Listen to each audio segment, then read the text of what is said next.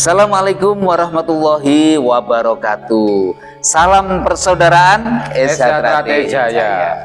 Alhamdulillah, sore yang luar biasa ini kerabat kerja Trate TV Indonesia berkunjung di Esatrate Ranting Dolopo DKP Madiun. Alhamdulillah, sore yang baik ini, sore yang sangat luar biasa ini, kami akan berbincang bersama Kang Mas kita yang sangat energik dan sangat luar biasa ini, yang mana pada Kejurnas 2023 Kapolri Cup 1 atletnya menorehkan prestasi yang sangat luar biasa. Dan sore yang luar biasa ini kita membawakan tema pengembangan dan prestasi. Nah, hari ini kita akan berbincang bersama Kang Mas Puguh Tri Prayogo. Beliaunya ini adalah Ketua Ranting Dolopo DKP Madiun. Dan yang satunya yaitu Kang Mas kita Muhammad Abdul Rofi. Beliaunya adalah pelatih atlet yang meraih medali emas dalam Kejurnas Kapolri Cup 1 2023. Selamat sore Kang Mas. Selamat sore. Ya Kang Mas, ini sesuai tema kita yaitu pengembangan Kang Mas. Nah, untuk pengembangan sendiri Kang Mas di Ranting Dolopo ini seperti apa Kang Mas? Monggo ceritakan sedikit Kang Mas. Terima kasih. Assalamualaikum warahmatullahi wabarakatuh. Terkait pengembangan Esatrate Dolopo ini, sesuai dengan dinamika yang ada, kita selalu intensif untuk mengikuti dinamika yang ada. Dalam artian apa? Kondisi-kondisi saat ini, yang namanya pengembangan itu bukan hanya di masalah jumlah saja atau kuantitas saja. Yang namanya pengembangan itu bisa di SDM-nya, kuantitasnya juga, SDM-nya juga, prestasi juga. Sehingga di dalam mengembangkan Esatrate ini tidak hanya melulu terfokus kepada jumlah atau kuantitas mata, enggak. Namun demikian, yang namanya pengembangan itu ya harus semuanya, mulai dari kuantitas ya, kualitas ya, dan juga sekarang itu era sudah berkembang ini, SDM juga harus dikembangkan. Jadi sumber daya manusia, insan-insan setia hati itu harus lebih berkualitas secara pribadinya, secara kualitas SHW-nya itu juga harus semakin terasa, dan juga dari sisi prestasi itu juga harus semakin dikembangkan. Karena apa? Kita ini dari dulu sebetulnya memiliki sejarah yang baik. Nah, sejarah yang baik ini jangan sampai terputus. Kalau bisa malah monggo kita kembangkan, kita maksimalkan dalam hal prestasi. Kita harus kembali bisa menguasai ranah-ranah prestasi di lingkungan IPSI itu. Sebisa mungkin Esatrate ambil peran maksimal, karena Esatrate itu merupakan salah satu pendiri 10 perguruan historis ini. Jangan sampai kita dimanfaatkan oleh perguruan lain, sehingga kita harus mampu bersaing. Dengan adanya wadah IPSI ini kita harus mampu bersaing sehingga bisa berbicara di ranah IPSI juga. Nah, ini pengembangan ini dalam pemikiran kami selaku pengurus ranting itu ya semuanya, semua dimensi itu harus dikembangkan. Kuantitas, alhamdulillah beberapa tahun, 3 tahun terakhir ini se-DKP Madiun itu Dolopo mencatatkan rekor dengan kuantitas paling banyak selama 3 tahun berturut-turut terakhir ini, 2000, 2001, 2022 ini 3 tahun berturut-turut ini Ranting Dolopo bisa menghantarkan adik-adik siswa itu menjadi warga dengan jumlah yang paling banyak dibandingkan dengan ranting yang lain se-DKP Madiun. Ini dalam sisi kuantitas. Dalam sisi kualitas kita juga tidak menutup mata. Dalam sisi kualitas itu yang namanya Esatrate paseduluran itu merupakan landasan segala-galanya, sehingga kualitas Esatrate juga relevan sebanding dengan kualitas pasedulurannya.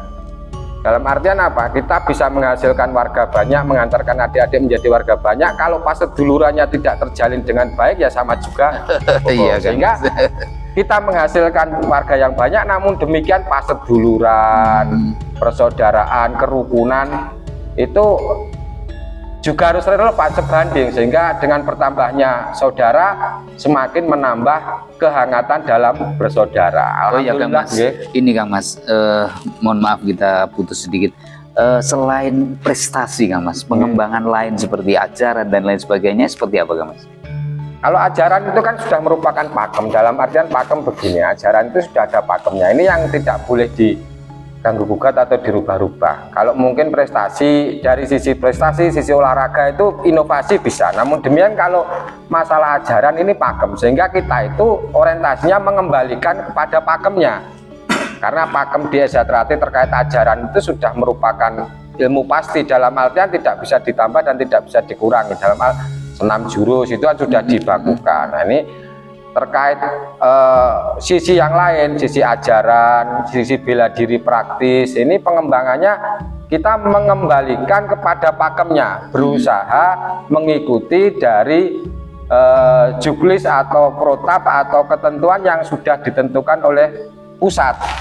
Sehingga terkait senam jurus, metode latihan, manajemen kepelatihan itu sebetulnya sudah dikonsep sedemikian bagusnya oleh pusat, sehingga kita ini merupakan kepanjangan tangan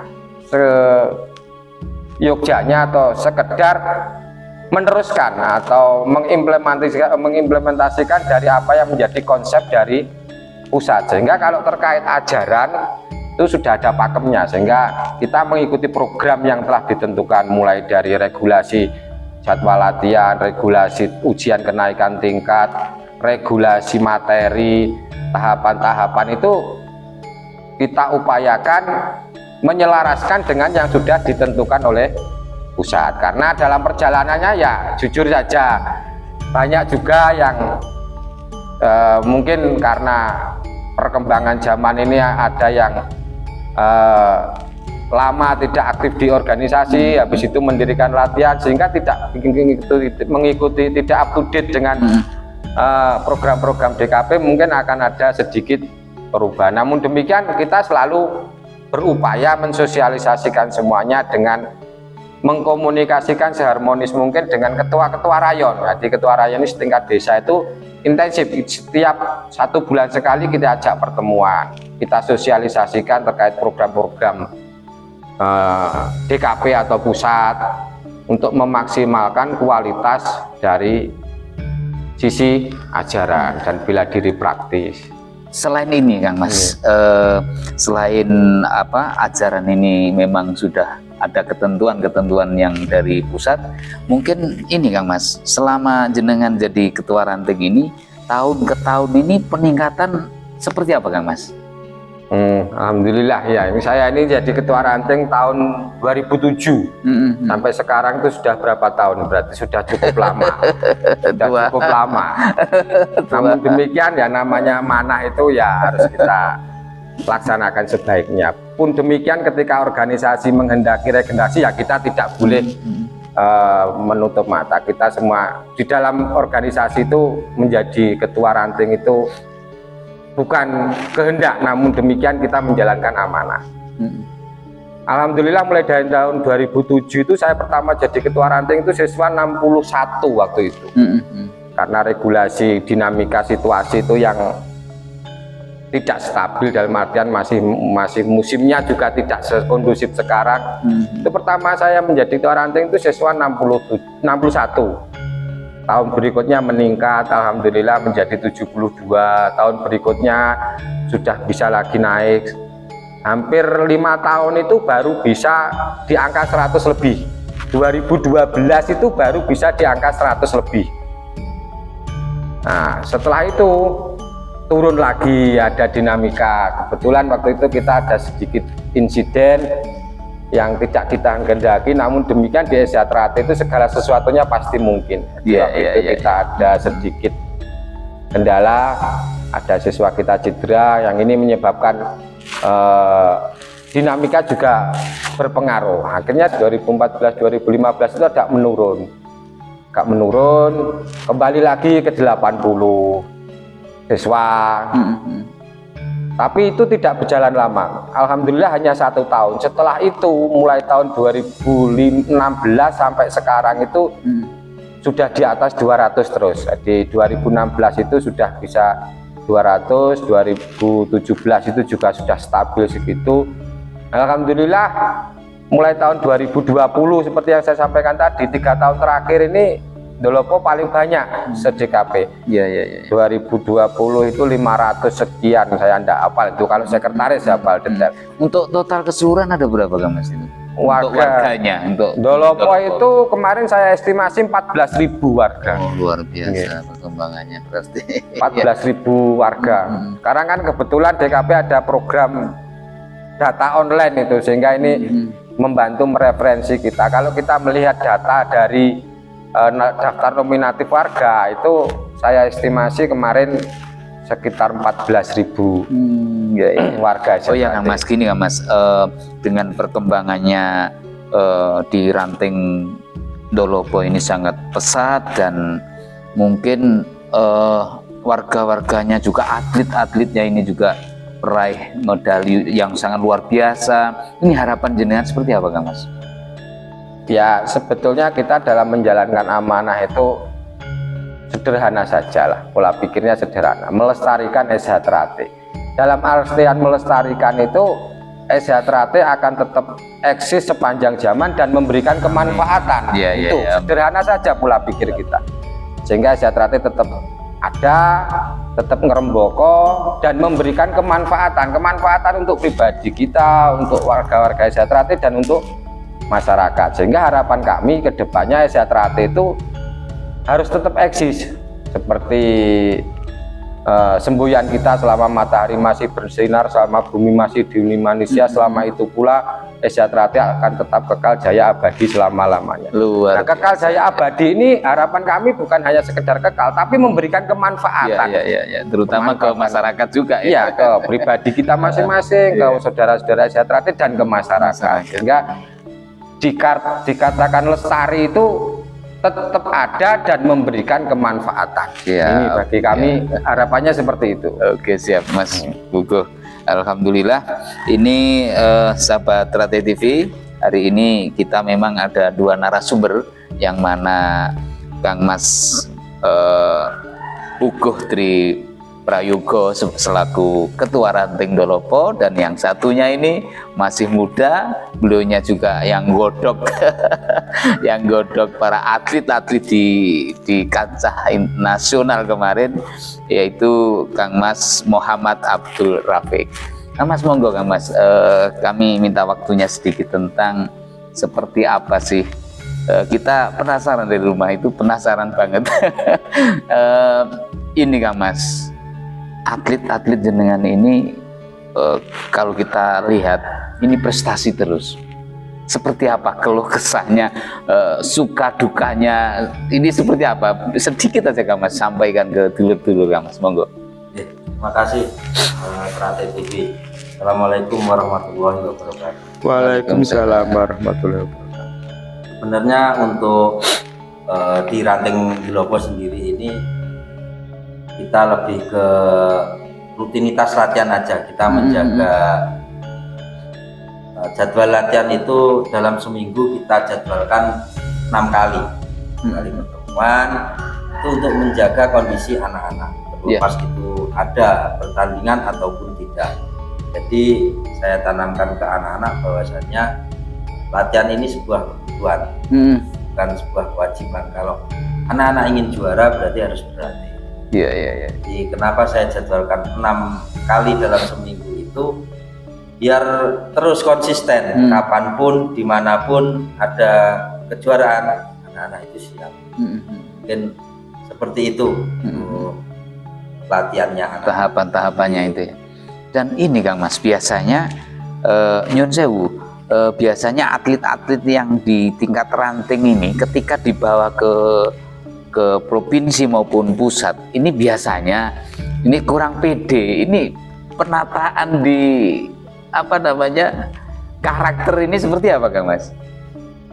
Mungkin untuk pendidikan atau materi kerohanian ini biasanya saya minta tolong ke senior-senior. Dalam hal ini ada mas-mas tingkat 2 termasuk Mas selaku ketua ranting. Itu sesekali saya datangkan ke tempat latihan untuk memotivasi anak-anak. Mental terutama ya Kang Mas, mentalnya harus kuat lah. Iya, karena kan yang dihadapi juga latih. Iya. Demikian juga anak-anak punya tanggung jawab di samping latihan mandiri, juga punya tanggung jawab terkait ibadahnya. Itu paling penting lah menurut saya. Oh ya Kang Mas, setelah atlet jenengan ini meraih medali emas pada Kejurnas Kapolri Cup ini, apa Mas Kang Mas setelah ini harapan jenengan seperti apa? Harapannya untuk yang juara ya tetap terus berlatih, karena juara itu ketika mereka berada di atas podium dan setelah itu mereka menjadi nol lagi, harus berlatih lagi. Untuk perhatiannya ya mungkin dari organisasi sudah support ya, terutama Ranting Dolopo selama ini memang penopang utama kita itu dari Ranting Dolopo.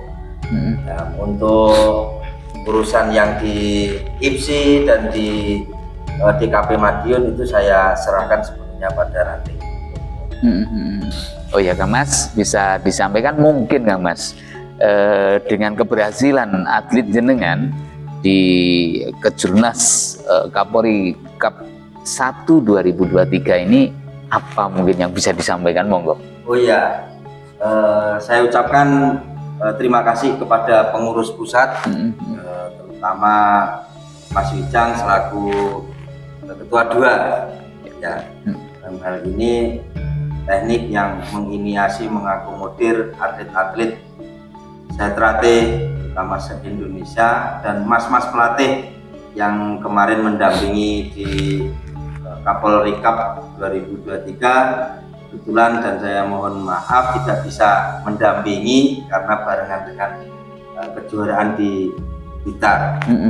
Saya ucapkan Mas Denny, Mas Bayu, Mas Chandra, dan mas-mas yang lain yang tidak bisa saya sebutkan satu persatu. Terima kasih sangat. Mas, monggo Mas Buko sampaikan ke dulur-dulur pengurus baik di jajaran ranting, mungkin kerjasamanya yang sangat baik untuk mendidik adik-adik sampai berhasil, mungkin di DKP, mungkin di pengurus pusat Madiun, monggo sampaikan. Oke, terima kasih. Sebelumnya saya ucapkan terima kasih juga kepada seluruh jajaran tim prestasi pusat Madiun, tim prestasi DKP, dan seluruh jajaran pengurusnya. Karena apa? Prestasi itu tidak bisa berdiri sendiri, semuanya saling berterkaitan, saling gayung bersambut. Ketika kondisi ini tidak saling berterkaitan, tidak gayung bersambut, ya pincang jalannya. Dalam artian pincang, kita sebagai pengurus mensupport, memfasilitasi, nanti yang memang itu sesuai bidangnya prestasi, mengupayakan, mengusahakan, ya segala sesuatu itu saling keterkaitan, sehingga yang namanya prestasi itu tidak bisa diraih sendiri, tidak bisa. Ini semua kerja tim ya, ini semua kerja tim, sehingga dari hasil ini saya mengucapkan terima kasih atas kerjasamanya tim prestasi dan pengurus pusat serta tim prestasi dan pengurus DKP. Harapannya prestasi ini tidak membuat puas kita di titik ini. Karena apa? Karena gerbang prestasi ke depan itu masih banyak. Jadi satu momen ini langkah awal, pijakan pertama Kapolri Cup tingkat nasional, kita bisa mendelegasikan atlet, alhamdulillah meraih emas. Kemarin kejuaraan internasional apa itu? Indonesia Open kita juga berhasil mendelegasikan perwakilan atlet kita dari Ranting Dolopo DKP Madiun menjadi juara.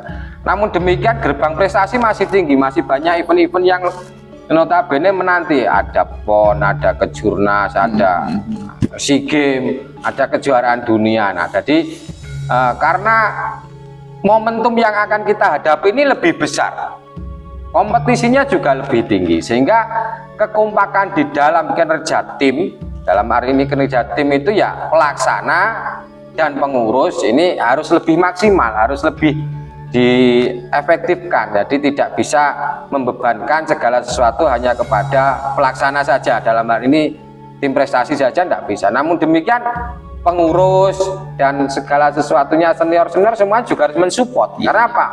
Karena prestasi itu bukan kerja pribadi, prestasi itu adalah kerja tim ya. Tanpa ada komunikasi yang harmonis, tanpa ada kerjasama yang baik, sulit untuk bisa mencapai puncak prestasi. Tetapi kalau semuanya itu dalam koridor yang harmonis, saling mensupport, saling mendukung, menjalankan tugas sesuai porsinya masing-masing, saling menguatkan. Nah, ini prestasi itu bukan sesuatu yang kita dalam artian jabani atau sombong, tetapi ya bukan hal yang sulit untuk kita raih kalau segala sesuatunya saling mensupport, membantu. Sehingga